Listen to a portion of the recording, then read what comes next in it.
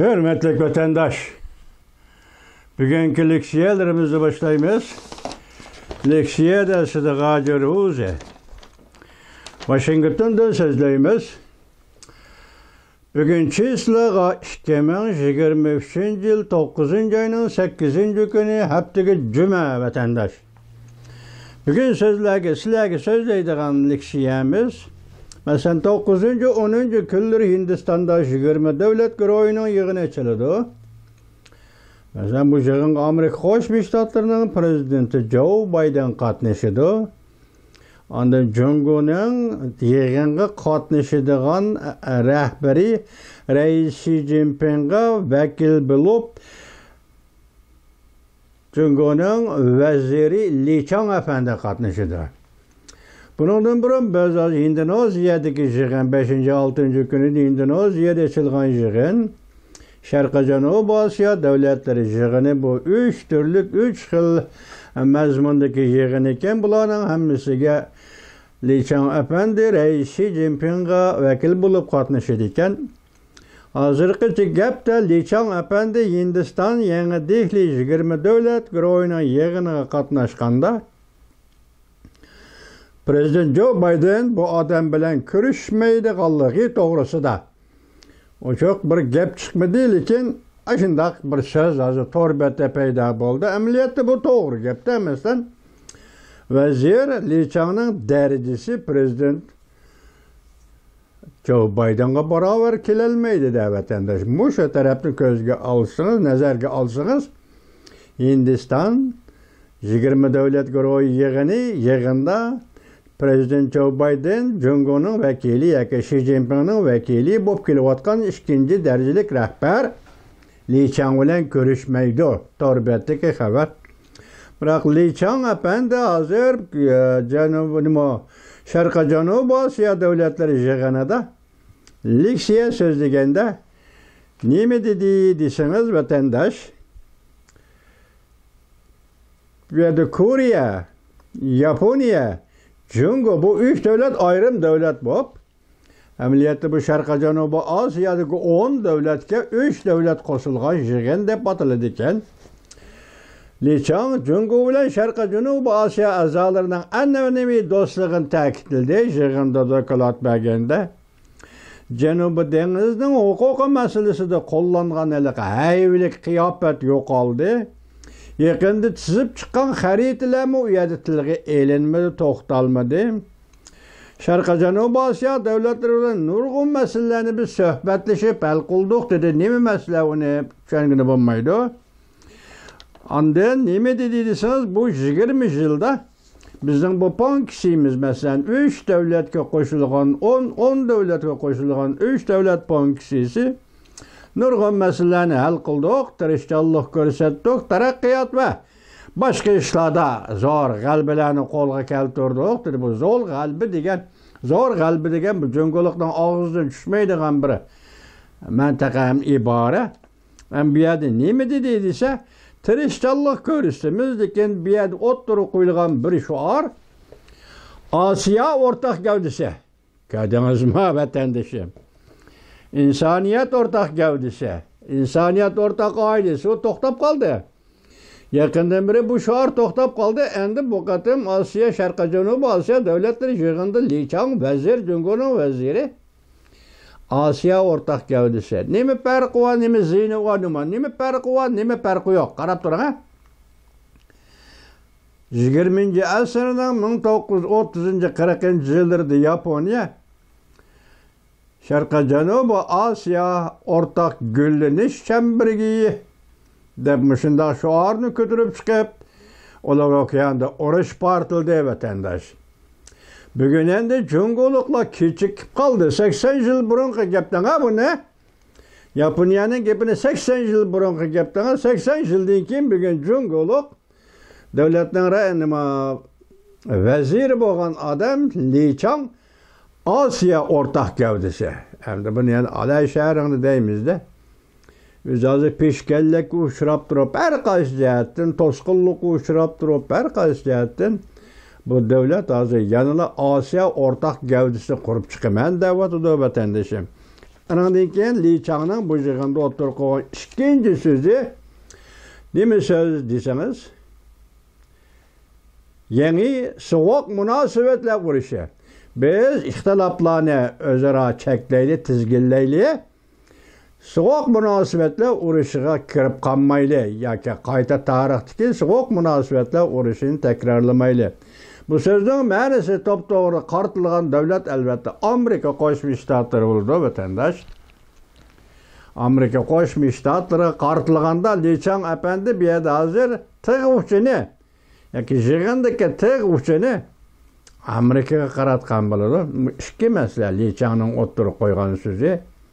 Biri Osiyo o'rtaq gavdasi qurish, ikkinchisi sovuq munosabatlar urushi yoki to'qinishi davriga kirib qolmaydi.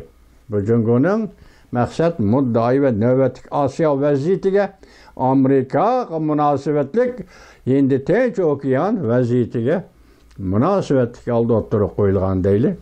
Endi yana biri nima deymiz? Yaqinda 10-oyda deydi, tunugun Prezident Vladimir Putin Beijingga keldi. 10-oyda bir yo'l bir belbog' xalqaro yig'iniga qatnashdi. Hozir bu yig'in dedik, bu yig'in ayta katta yig'in. Katta yig'in bo'lganda bugungi xabarda hozir buningga 90 davlat qatnashmışlar. 90 davlat tunugun biz mag'lub bo'ldi dedik, bu siyosat Italiyada mag'lub bo'ldi, Sharq Yevropada mag'lub bo'ldi. Ondan Sri Lanka degan davlatda mag'lub bo'ldi. Faqat O'rta Osiyo bilan Sharq Janubiy Osiyoda qoldi dedik. Bugun bular biz 90 davlat chaqiramiz bu yig'inga deb 90 davlatning vakili qatnashdi.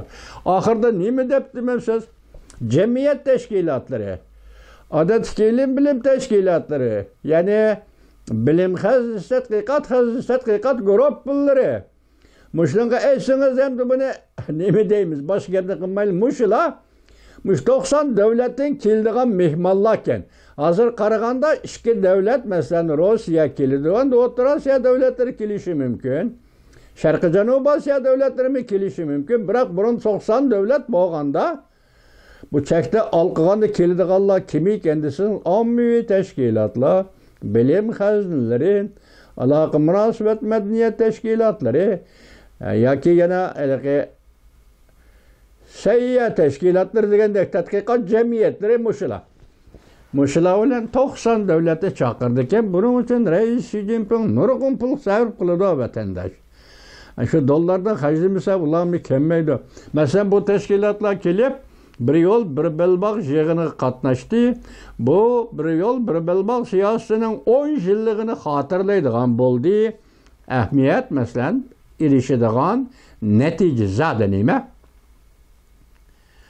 Hozircha biz bir yo'l bir belbog' bu ramkaning ichiga kiramiz deb yaqindan biri o'tirg'a chiqqan bir davlat yo'q. Ama tunugun dedik, sizlarga Italiya bu yilning oxiri chekinadi dedik. Gap zada nima? 10 davlat, yoki 90 davlat hamini Beijingga topildi, ma'qul. Endi bu yerda bir gap nima? Tunugun deb bo'ldik-ku. Xalqaro yetim qilish, buningda qutulishning yo'li nima? Gap ma'va, izlanayotgan gap bu shu. Xalqaro yetim qilish, qutulishning yo'li nima? Masalan, Prezident Vladimir Putin ishini aytgan vaqtda qaraganda uning bu yig'in uchun kelayotganligi natayindek turdi. Agar Ukrainaga munosabatlik bir qurol-yarog' bilan talab qiladigan bo'lsang, buning yo'li nima? Masalan, Prezident Vladimir Putin buni yo'lni tushunib turib, Rais Xi Jinpingning buni talab qilmasligi mumkin. Anda Çavuşen'de Kim Jong-un degeni eğiz kaldık. Bu yakında belki bu Jong-un'u körsetmesi başka yok. Bu yakında Moskova'da. Muşuk ay aldığımızdaki bir neçe gün içinde Moskova'nı ziyaret kıladı. O dedi. Elbette Aksaray Devlet Bexatarlığı Meselesi Jack Sullivan Kim Jong-un Çavuşen'e agahlandırışmadı. Halkara cemiyetinin aldıda tartıdığan talafet yoki to'laydigan bedelning o'rnisidan chiqolmasan dedi bu ketdi. Kim Jong-unning Moskvani ziyorat qilishini balki Xi Jinping zo'rlashtirgan bo'lishi mumkin. Bu qatim Xi Jinping bilan ko'rishgan vaqtda Vladimir Putinning bir yo'l bir belbog'ning karamati chaqliq. Uningdan boshqa nima ishi bor ekanligi endi bu bir g'ayriy gap, vatanda shuni kelgan vaqtda nima deyishganligi to'g'risida ko'rib chiqamiz. Hozir endi yig'inning mazmuni bu. 10 davlat yig'ini 10-oy yig'ini açıp 90 davlat. Li Chang'ın uyada sözlüğünü şu. Üçüncüsü Li Chang hazır 10-9 günü Hindistan'da içildiğin yig'in katnışıdı. Lekin Prezident Joe Biden görüşmeydi o. Bugünkü vaziyetimiz mana şu. En açığı hazır. Açığı bop kelyapatqany nima desiniz vatandaş? Hazır Huawei şirketi tünigeseltirilgende kılamda nima dedik? Bu toğırda nurgun texniklik meseleler oturgu çıktı hazır. Huawei şirketi özü kılanmaydıgan işler. Sizi çoğun sözleyatqanlığı doğrusu gepler oturgu çıktı. Bugün hazır bir torbete koyulgan mavzu nemi dediniz? Amerika Qo'shma Shtatlari bu qatam Jungo'nun şirketi, Pan-texnik şirketi Huawei, Pan-texnik şirketi Zhongshan. Zhongshan'ı çekilmay turup Pan-texnik şirketi Huawei'nin tadqiqat temisi ve faaliyetlerinin hemisi Amerika Qo'shma Shtatlarının devlet bexatarligiga münasebetlik. Demek bu dereceye kötürülgen bolsa, tünügen biz degende ki Huawei şirketini boğup taşlaydı o. Zhongshan şirketini boğup taşlaş, ulağa eksport kılıvatkan Amerika'nın Pan-texnik neticelerini eksport kılmaydı o. Toktaydı şunundaki Huawei mi tügeydi, Zhongshan mi tügeydi? Huawei şirketi isenizde bağ vatandaş, Uygur kırgınçılığında bütün aparat, zamanı ve işkineler, zamanıvi kamera, nazaret kılış, anlaş, muşlarının hemmisi Huawei yasap çıktı. Xitayning bastırı siyasetiga Huawei şirketi texniki bilen yandaştı. Texniki bilen keldi. Hem texniki cihetten medetmedi Xitayning siyasetiga. Bugün endi Amerika Qo'shma Shtatlari rastla Huawei şirketini uzun kesil boğup taşlaşla karar kılgan bolsa vatandaşa. Siz biz Uygur birinci olap kollaymiz vatandaş.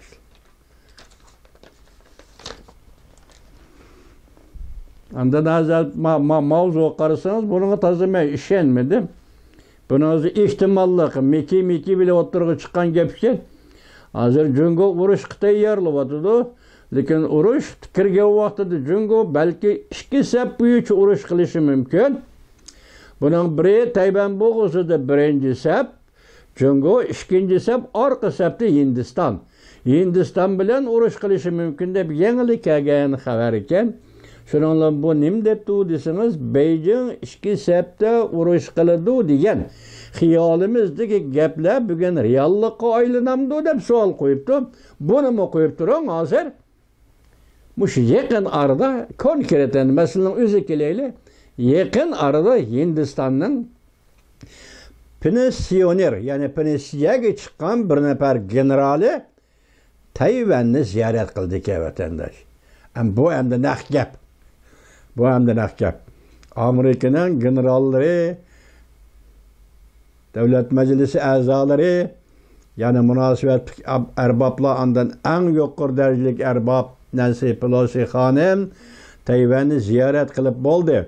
Bu Amerika'nın kılgan işleri sakrap duruş, çaşırap duruş, çanlı kanyi bayanat. Bunun Jungo'mu adetlenip boldu. Endi gap, bir yerde kızık bir gap oturgu çıktı. Hindistan'ın generali Tayvan'ı ziyaret kılıdı. Bunun Jungo'luk nime deydi? Gapmeye de